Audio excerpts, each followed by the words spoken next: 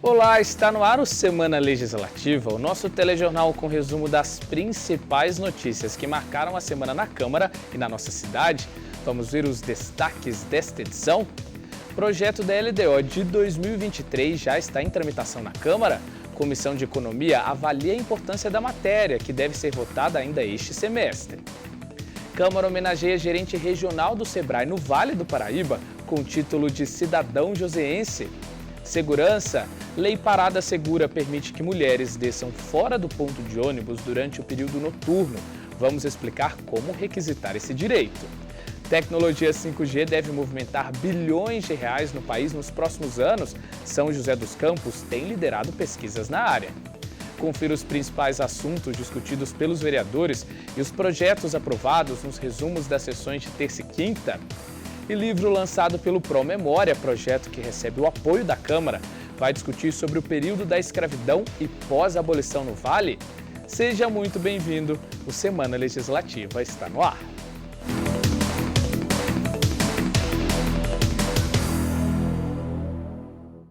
E vamos ver os destaques da sessão de quinta-feira?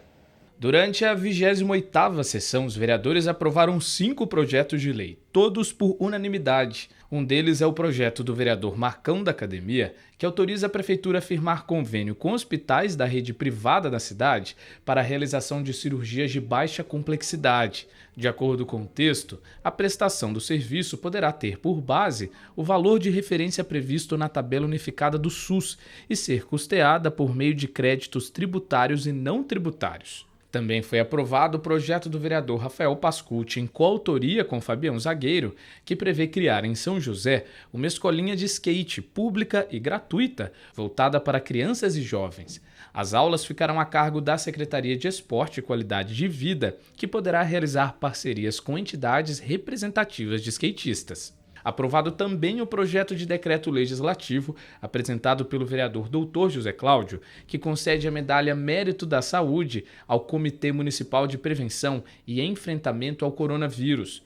O grupo de profissionais, coordenado pela Secretaria de Saúde, foi criado em março de 2020 para monitorar os casos, analisar e recomendar à administração medidas de combate à transmissão da Covid-19. Também foram aprovadas propostas para denominação de rua e criação de datas comemorativas. Na tribuna, a vereadora Amélia Naomi criticou a reforma da Previdência, encaminhada pela Prefeitura por meio da proposta de emenda à lei orgânica, que foi aprovada em primeiro turno e teve a segunda votação adiada, e também sobre o projeto complementar, aprovado no dia 5 de maio. Entre as alterações estão a idade mínima para a aposentadoria dos servidores concursados, o tempo de contribuição, cálculo do benefício e também da pensão por morte.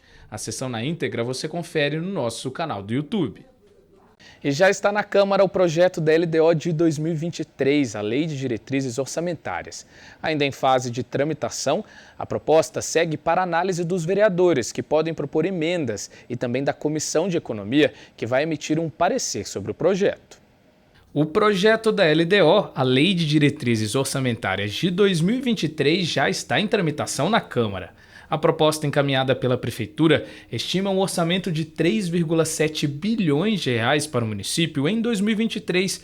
O valor é cerca de 10% maior do que a receita apresentada na LDO do ano passado, fixada em 3,3 bilhões. A LDO nada mais é do que uma prévia do orçamento municipal. A função dela é orientar a Prefeitura quanto à aplicação das verbas públicas, fruto da arrecadação dos nossos impostos. Dessa forma, a LDO apresenta as diretrizes e metas de gastos e investimentos que poderão compor a LOA, a Lei Orçamentária Anual, que fixa e oficializa o valor do orçamento da cidade.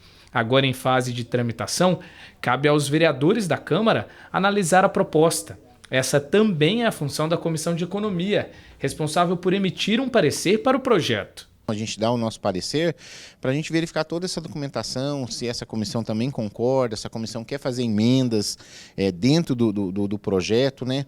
Para saber o que a gente está falando, o que vai ser gasto no próximo ano. A gente está falando de 2023.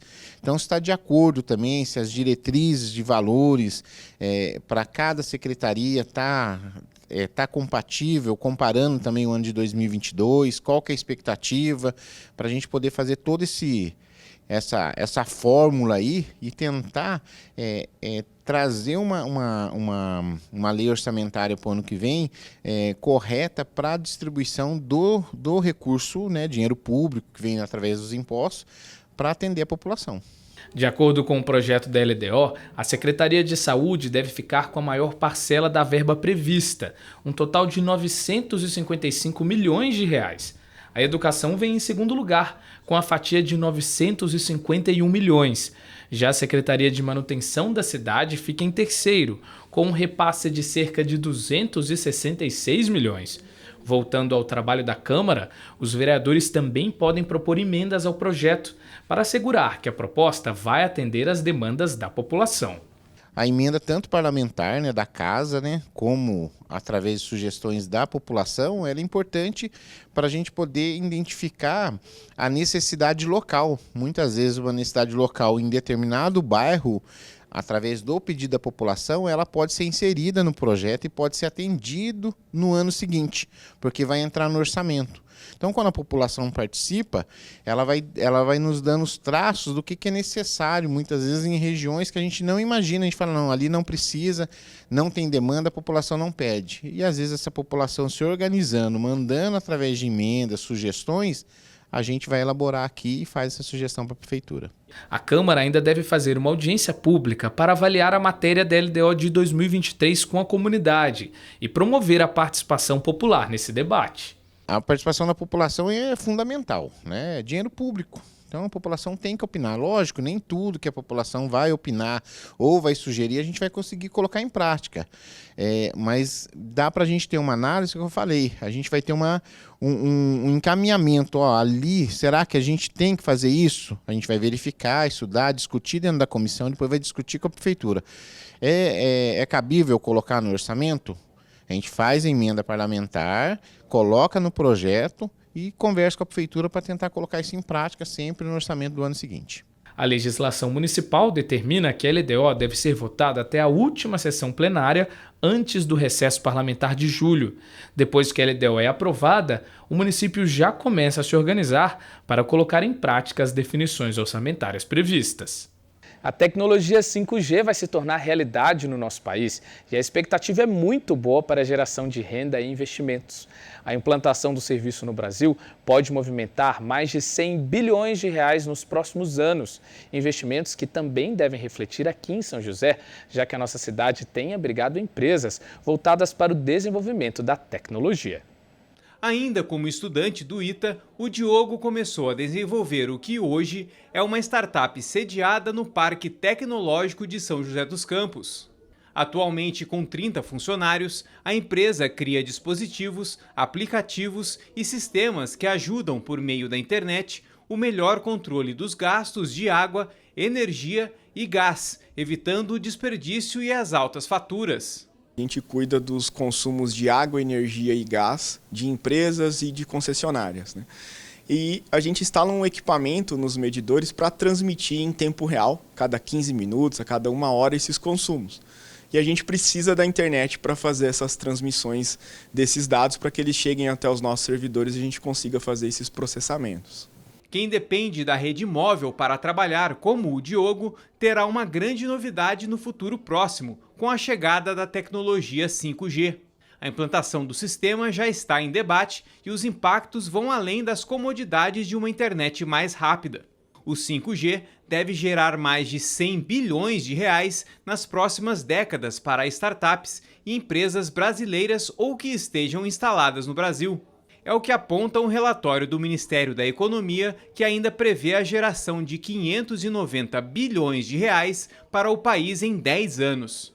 Mais do que o lado financeiro, o Diogo também acredita que a tecnologia vai proporcionar resultados preciosos aos clientes. O 5G traz uma resposta de comunicação muito mais rápida, então poderia identificar um desperdício, um vazamento e, por exemplo, mandar um comando imediato para fazer um corte, né, um fechamento de uma válvula para evitar aquele desperdício, aquele consumo em excesso. E o Parque Tecnológico de São José vai ter um papel importante no processo da implantação do 5G no país. Isso porque o local vai funcionar como um laboratório para testes e validação da nova tecnologia, o que pode ser benéfico também para a economia da cidade. É o que garante Marcelo Nunes, diretor de desenvolvimento de negócios do Parque Tecnológico. Ele acredita que a participação de São José no desenvolvimento dessa nova tecnologia deve atrair mais empresas para a cidade. Quando você atrai empresas de bases tecnológicas elevadas, então você acaba atraindo profissionais de alta qualidade, você acaba atraindo investimentos e os investidores estão ávidos a encontrar startups aí que possam se transformar em unicórnios.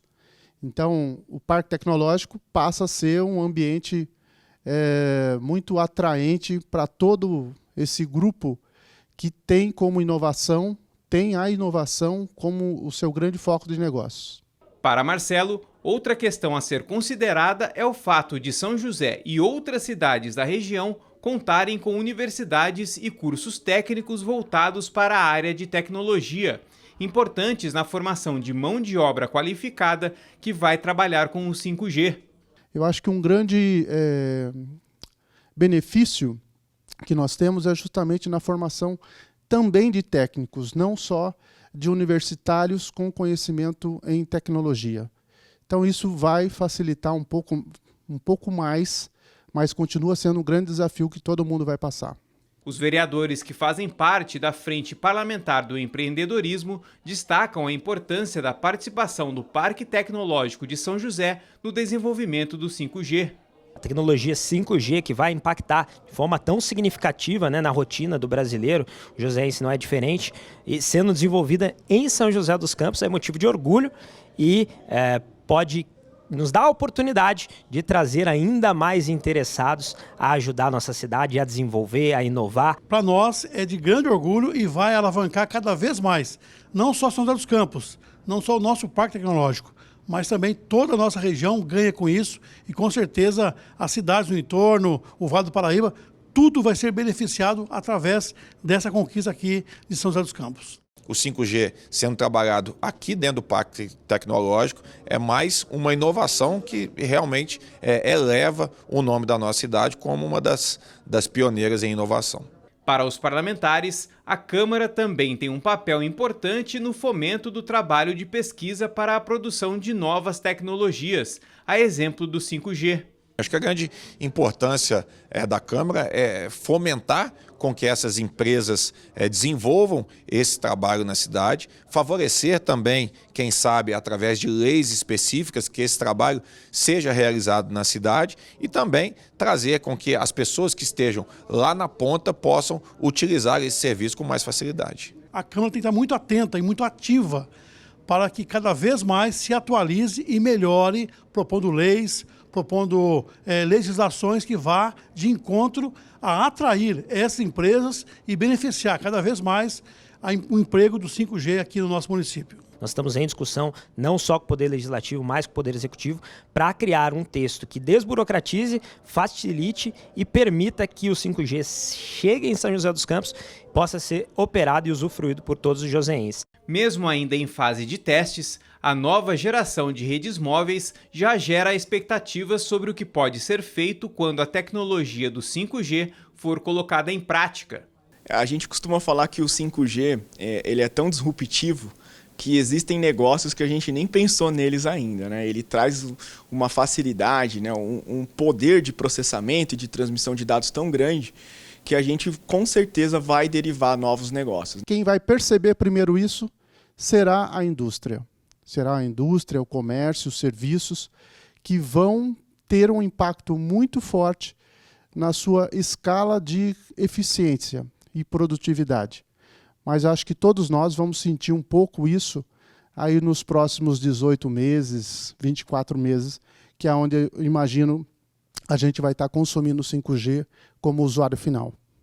E no próximo bloco vamos te mostrar como foi a sessão da terça-feira.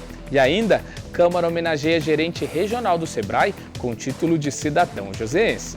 A gente volta já.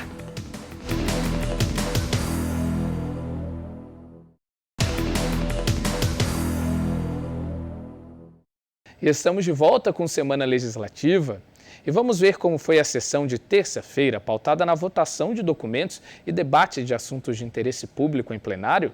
Durante a 27ª sessão do ano, os parlamentares apreciaram uma série de documentos entre requerimentos, indicações e moções. Eram, na maior parte, pedidos para a realização de diversos serviços de manutenção pública para a cidade, além de demandas para intensificar o policiamento em alguns bairros. Durante o pinga-fogo, a vereadora Amélia Naomi apresentou um vídeo em que o ex-governador de São Paulo, Geraldo Alckmin, se coloca como pré-candidato a vice-presidente para a coligação do Partido dos Trabalhadores. Já o vereador Marcelo Garcia homenageou uma moradora da cidade que está completando 104 anos. Um vídeo também foi exibido em plenário, contando um pouco da história da idosa. Ele comentou também sobre o currículo de 2 pastores, aos quais o vereador irá conceder o título de cidadão joseense. Tratando o tema da fiscalização, o vereador Rafael Pascucci destacou o trabalho de fiscalização realizado por ele na cidade, com visitas a obras de infraestrutura na região sul e ações voltadas para a qualidade de vida. Sobre a saúde, o vereador Dr. José Cláudio anunciou um encontro da Frente Parlamentar em apoio ao paciente cardiológico e oncológico, que vai acontecer no Hospital Pio XII, para a prestação de contas e debate sobre a aplicação de recursos e construção de políticas públicas na área. Ainda no tema, o vereador Fernando Petit defendeu o trabalho da Frente Parlamentar em apoio ao paciente cardiológico e oncológico e reforçou a importância de dar auxílios ao trabalho do GAC, o Grupo de Assistência à Criança com Câncer em São José. Petit ainda abordou um projeto de lei apresentado por ele que visa incentivar momentos de brincadeiras entre pais e filhos. Já o vereador Renato Santiago usou a tribuna para comentar sobre um projeto de lei que visa criar em São José um centro de referência para acolher homens em situação de violência, o qual foi motivo de polêmica. Segundo o parlamentar, que defendeu a igualdade de direitos, a proposta veio de demandas da própria população e por isso foi colocada em pauta. A sessão na íntegra você confere no nosso canal do YouTube. E a Câmara concedeu ao gerente regional do Sebrae aqui do Vale o título de cidadão joseense. Proposta pelo vereador Juvenil Silvério, a honraria teve como objetivo reconhecer a trajetória profissional do homenageado. Os detalhes da cerimônia você confere agora. Uma sessão solene que marcou o reconhecimento da trajetória de trabalho do gestor e atual gerente regional do Sebrae no Vale, Jardel José Buzarello. Proposta pelo vereador Juvenil Silvério, a cerimônia simboliza a entrega do título de cidadão joseense ao homenageado, que há mais de uma década atua na coordenação de projetos no Sebrae. Além do vereador, autor da honraria, também estiveram presentes na solenidade amigos, colegas de profissão e autoridades regionais e municipais. Ressaltando a trajetória de trabalho de Jardel, o vereador Juvenil Silvério destacou as iniciativas promovidas pelo Sebrae no Vale e o profissionalismo do homenageado. Jardel, você é muito mais do que merecedor. A sua história fala por si, não precisa aqui ficar tecendo esses comentários, porque todos que estão aqui, a sua história já é amplamente conhecida e é muito, mas muito merecedor que a sua equipe também possa contribuir mais e mais para os nossos pequenos, principalmente, médios e grandes empreendedores também da nossa cidade. Em um vídeo apresentado em plenário, familiares contaram um pouco da história de Jardel e o carinho que ele tem com a profissão. O homenageado é natural da cidade de Rio do Oeste, Santa Catarina, e já assumiu diversos cargos no Sebrae até chegar à cadeira de gerente regional no Vale do Paraíba e Litoral Norte. Enaltecendo as qualidades profissionais e humanas de Jardel, o diretor de desenvolvimento de negócios do Parque Tecnológico, Marcelo Nunes, descreveu o talento do homenageado para a gestão. Que ele é um gestor de pessoas. Ele sabe navegar muito bem, se comunicar muito bem e tratar com o maior carinho, respeito e profissionalismo todas as pessoas que estão em volta dele.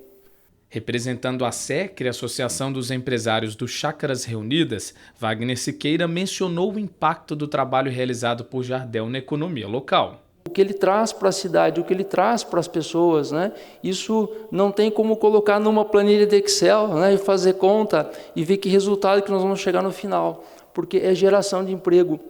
São empreendedores mais bem preparados. Após receber a honraria entregue pelo vereador Juvenil Silvério, o homenageado agradeceu pelo reconhecimento e mencionou a importância do trabalho do Sebrae pautado no desenvolvimento do empreendedorismo.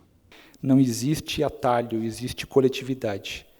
Existe abrir mão do ego, existe abrir mão da foto, do cargo, né? Tudo que a gente tem aqui só aumenta a nossa necessidade e a expectativa das pessoas para com a gente. Então a gente tem que acordar todos os dias ciente disso e usar para fazer o bem, deixar o bem, né? E tocar pessoas.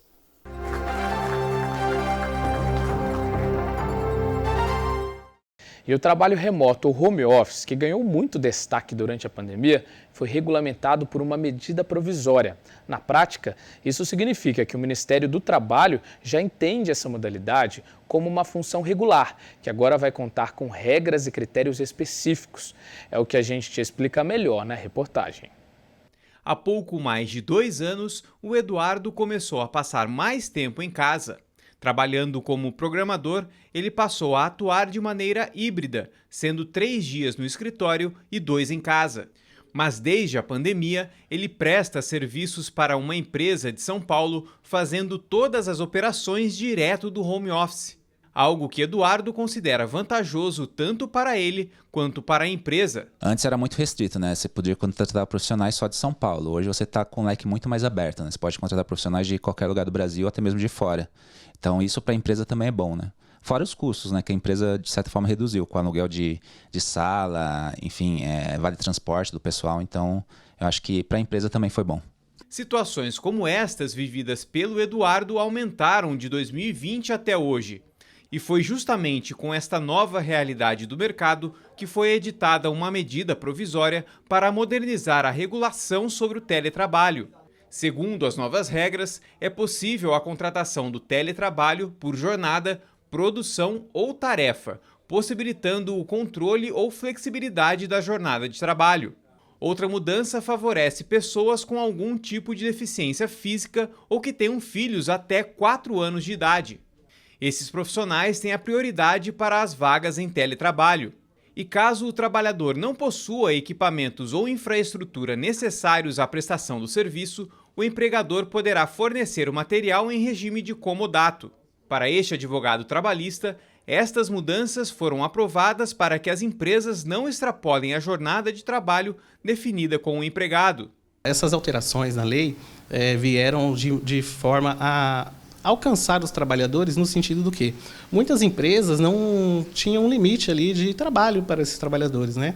Muitas pessoas trabalhavam além da jornada, toda hora era motivo para ter uma reunião, para executar um tipo de trabalho. E com essas alterações, agora sim, existe a previsão, né, de uma jornada de trabalho, de uma modalidade correta, né, de trabalho.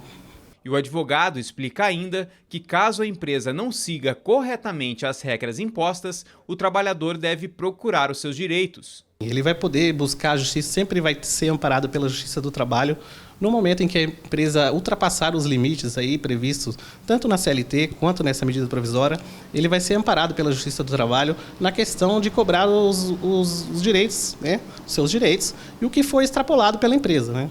Para o vereador Rafael Pascucci, a nova medida provisória é importante para garantir uma melhor qualidade de trabalho aos funcionários. Às vezes é muito mais cômodo para a gente estar em casa, mas ao mesmo tempo a gente está deixando um pouquinho a nossa saúde de lado, sem uma cadeira adequada, sem um material de trabalho adequado, o visor na frente do rosto. Isso é muito importante e às vezes a gente não tem essa consciência quando está no nosso lar. Então a regulamentação traz obrigações para as empresas para que elas mantenham a qualidade do trabalho para o empregado e também a sua segurança e sua saúde, que também é bastante importante. O parlamentar destacou também que a Câmara está aberta para receber demandas sobre esse tema e tentar orientar o munícipe. A gente tem aqui na Câmara Municipal um acesso direto com a população. Claro que são órgãos mais do governo federal que são responsáveis por essa fiscalização direta, mas as pessoas podem nos contactar e nós também, olhando a sociedade, participando no dia a dia, a gente pode levar essas demandas aos órgãos competentes para que a legislação seja cumprida em sua integralidade. E para o Eduardo, personagem do início da reportagem, as novas regras do teletrabalho ajudam na organização das tarefas diárias, sobrando mais tempo com a família. No dia a dia, acho que facilita bastante, né? Até pelo fato de eu ter que buscar meus filhos na escola, ajudar um pouco em casa também minha esposa, então ajuda bastante essa modalidade. E no próximo bloco vamos te apresentar a Lei Parada Segura, que permite que mulheres desçam fora do ponto de ônibus nos horários noturnos. Ainda vamos discutir sobre o passado de São José. Livro lançado pelo projeto Promemória discute como foi a escravidão na região do Vale. É daqui a pouco.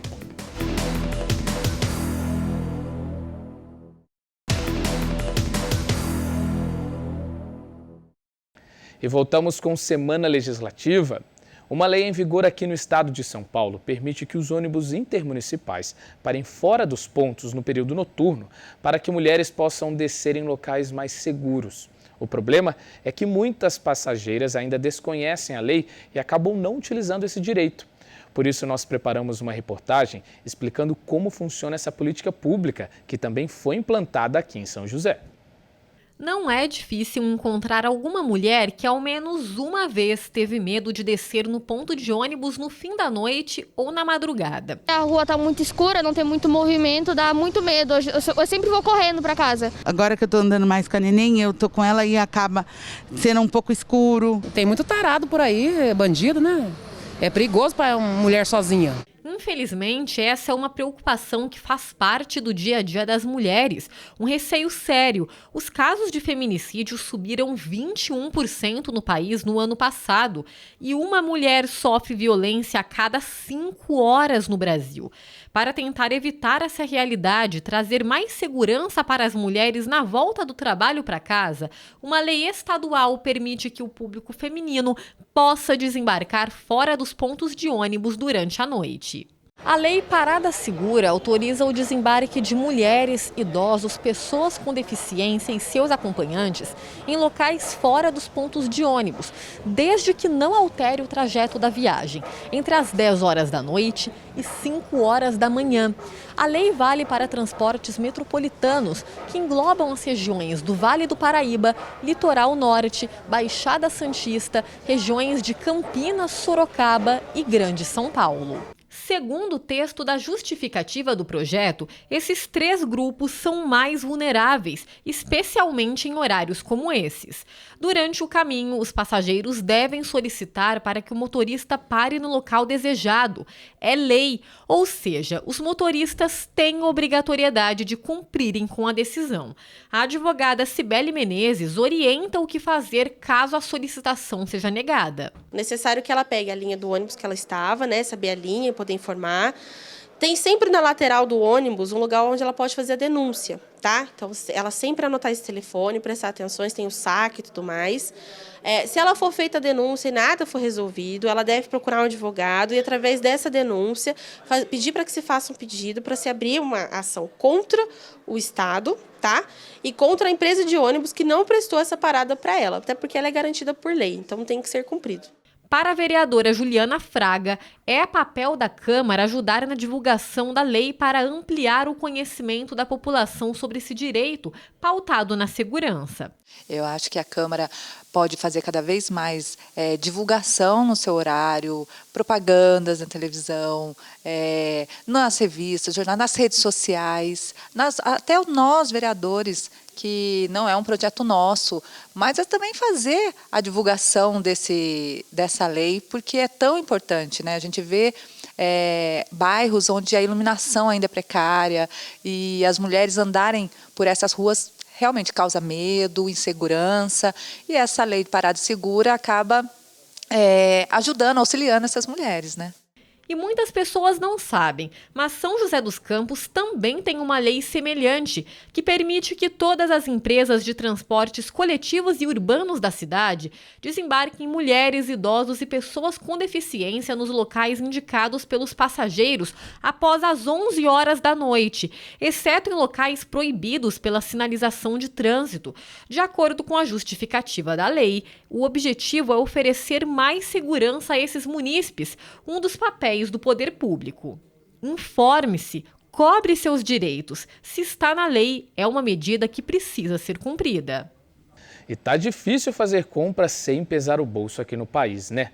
Dados do IBGE mostraram que mais da metade de todos os itens analisados para compor a inflação do país tiveram alta nos preços, o que significa que atividades como lazer, saúde, alimentação, combustível e outras despesas diárias ficaram mais caras. Esse foi o maior índice de difusão da inflação registrado desde 2003. O preço na prateleira não mente. Está caro fazer uma simples compra no mercado. Tá difícil mesmo, porque a gente trabalha pra caramba e você vê que o mesmo dinheiro que você usa hoje para semana, outra semana já tem uma defasagem aí de preço. De mercado, gasolina, tá tudo caro as coisas. A gente tem que fazer, segurar quase que é impossível, porque senão o cara passa meio apertado, né? Entendeu? Tá caro as coisas. E esse cenário de alta nos preços está distante de terminar. Isso porque o índice de difusão da inflação, que mede a quantidade de produtos e serviços que ficaram mais caros no mês, subiu para 78,7% em abril.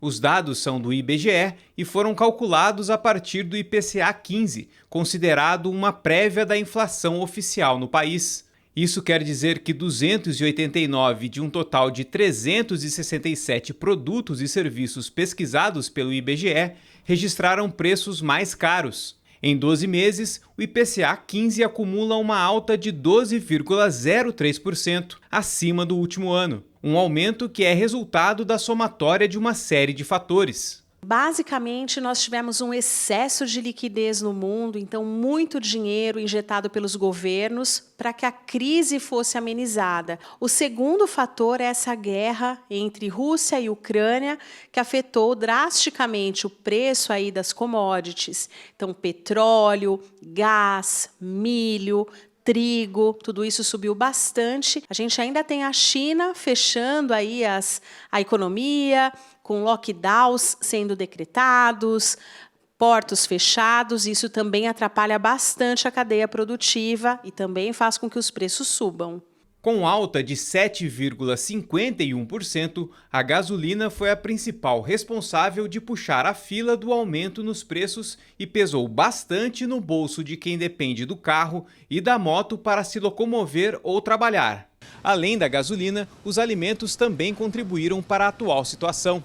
O tomate, a cenoura, o leite longa-vida e o óleo de soja estão na lista dos itens que tiveram maior aumento nos preços. Para os vereadores que fazem parte da Comissão de Economia, Finanças e Orçamento da Câmara, os efeitos da alta da inflação e dos preços já começaram a ser sentidos na cidade. E as pessoas com essa necessidade.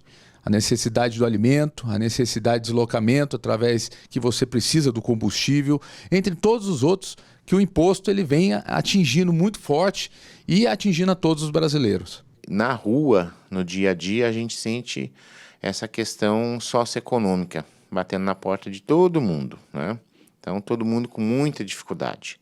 Essa questão socioeconômica chegou na porta de todo mundo, infelizmente a renda muito baixa está tendo um impacto enorme. Ainda segundo os parlamentares, além do trabalho de orientação aos munícipes, a comissão está realizando reuniões com órgãos e entidades para firmar parcerias na tentativa de geração de empregos na cidade. A gente tem conversado com muitas empresas que têm gerado bastante emprego aqui em São José, mas a demanda é muito grande. E nós aqui tentando sempre orientar os munícipes, poder conversar que possa dar esse suporte para eles e criando projeto de lei, né? Projetos de lei que é a nossa função aqui na casa. A gente tem que ficar atento e tentar fazer essas somatórias de entidades, de classe, conselhos, tal, para a gente poder sempre estar atento e tomar as decisões corretas que favoreçam que o ciclo econômico na cidade esteja sempre ativo. E uma dica para que o orçamento familiar não seja comprometido no final do mês. É preciso se programar. A especialista explica como se organizar financeiramente e evitar passar apertos durante a crise. É preciso aí planejar o cardápio, se organizar com uma lista de compras, olhar produtos substitutos que possam aí significar, especialmente, né, produtos de safra que são mais baratos. Então, verduras, legumes e frutas que sejam de época, eles costumam ter preços mais baixos. otimizar a rotina em relação à logística, optando por meios de transporte alternativos ou compartilhando aí caronas. Algo que o seu Donizete já sabe muito bem como fazer. É o que a gente faz, né? A carne está meio alta, a gente vai para o frango está meio alto, a gente vai procurar ovos, né? Tem que achar um jeito de sobreviver, né? E o projeto Promemória, fruto de uma parceria entre a Câmara, a Fundação Cultural e a Univap, lançou um livro que vai discutir a escravidão no Vale. A obra apresenta detalhes de como foi esse período, um retrato histórico muito importante. Para os professores e alunos que participaram do projeto, o livro vai ajudar a entender o nosso passado, que até hoje tem influência na cultura da região. A escrita tem o poder de eternizar e revelar momentos históricos que fazem parte da construção do nosso passado. Foi com esse objetivo que o projeto Promemória lançou Escravidão e Pós-Abolição no Vale do Paraíba Paulista. A obra é dividida em duas partes. A primeira relata, por meio de centenas de documentos, a escravidão no Vale do Paraíba, e a segunda narra o período da pós-abolição na região. Como conta uma das coordenadoras do projeto, a professora Maria Papali, foram 2 anos de pesquisa até que todo o material fosse organizado e publicado. Estudos que contaram com o apoio de dezenas de profissionais e também de estagiários do projeto Promemória, além também da professora parceira Valéria Zanetti. Para a Papali, a participação de todos foi fundamental para a conclusão da obra. Eu acho assim que a possibilidade de levar o jovem estudante a fazer uma iniciação científica, isso descortina uma possibilidade muito grande para ele. Então, esses jovens hoje, eles têm um capítulo de livro publicado, o que não é uma coisa simples. O Matheus foi um dos alunos que participou da elaboração do livro. Ele ficou responsável por 2 capítulos e, orgulhoso do resultado, ele adiantou um pouquinho do conteúdo. A gente pesquisou o período que hoje se convencionou a chamar de pós-abolição da escravidão, que é a partir de 1888. E eu trabalho a cidade de Pinda e documentos de tutela, que são em que filhos de ex-mulheres escravizadas, libertas e solteiras pobres foram utilizados legalmente como mão de obra de trabalho infantil exploratório. A Maria, outra aluna do projeto, ressalta a experiência que viveu durante as pesquisas. O período contribuiu com o currículo acadêmico dela. Nós temos a oportunidade de realmente ver o processo, praticamente pela primeira vez em mais de 100 anos, né? Um processo que estava no arquivo e que foi digitalizado, que foi feito todo um trabalho em cima desse processo, e nós podemos ver essa história de novo, poder revisitar esse momento da história das cidades de São José dos Campos e de Jacareí, é muito importante para a nossa formação como pesquisadores e como historiadores. Mais do que uma obra histórica, a professora Papali ainda reforça o papel social do livro, que é importante para entender o passado da nossa região. Para ela, é mais uma ferramenta para conscientizar a sociedade sobre a existência do racismo estrutural.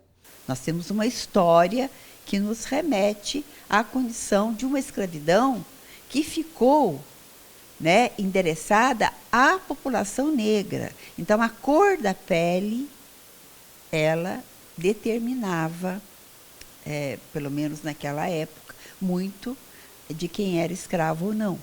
Então, isso é uma das raízes do nosso racismo estrutural, coisa que nós temos que combater. E eu acredito que os trabalhos, eles têm esse potencial de levar as pessoas a refletirem sobre o tema. O livro será vendido em sites e livrarias e no dia 13 de maio, data em que é lembrada a Lei Áurea, que aboliu a escravatura, será realizado um evento de lançamento aberto ao público na Faculdade de Educação e Artes da Univap, no bairro Urbanova. E o Semana Legislativa fica por aqui. Até a semana que vem.